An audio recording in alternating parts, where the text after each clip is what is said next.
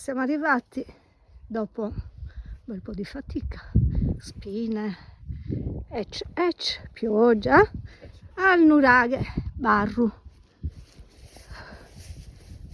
Adesso ci apprestiamo ad entrare dentro la porticina.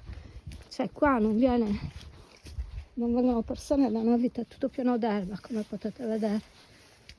Allora, di fronte a noi la porta d'ingresso con l'architrave. E cavolo, ecco qua, guardate un po' che roba, altra architrave, tutto bagnato, ed eccoci, wow, guardate un po' che roba, enorme, bellissimo, caspita. Qua abbiamo una torre con la sua porticina e con l'architrave. Entriamo. Toros, manca un pezzo. Adesso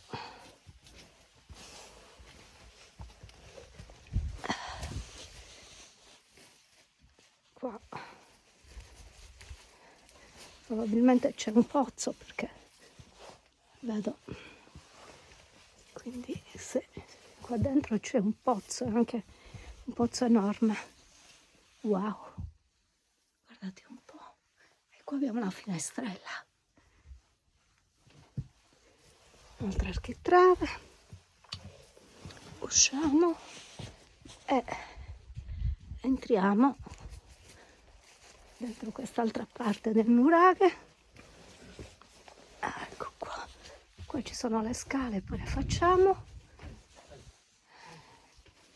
Qua c'è un'altra torre, qua abbiamo una nicchietta,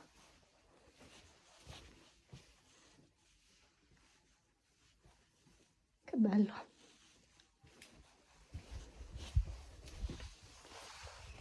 Qua ci facciamo le scale.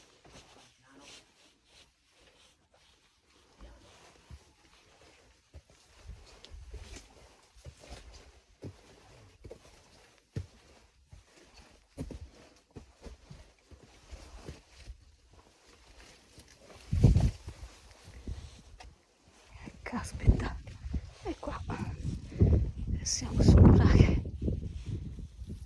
Qua si vedono le scale dall'alto. Qua abbiamo un paesaggio molto bello, come sempre. Aiuto.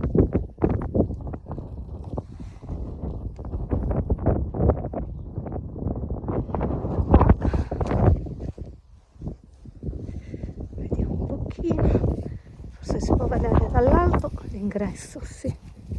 Dobbiamo stare attenti perché siamo strappato. Eccolo qua, dall'alto. Chiaramente sta iniziando a gocciolare, giusto?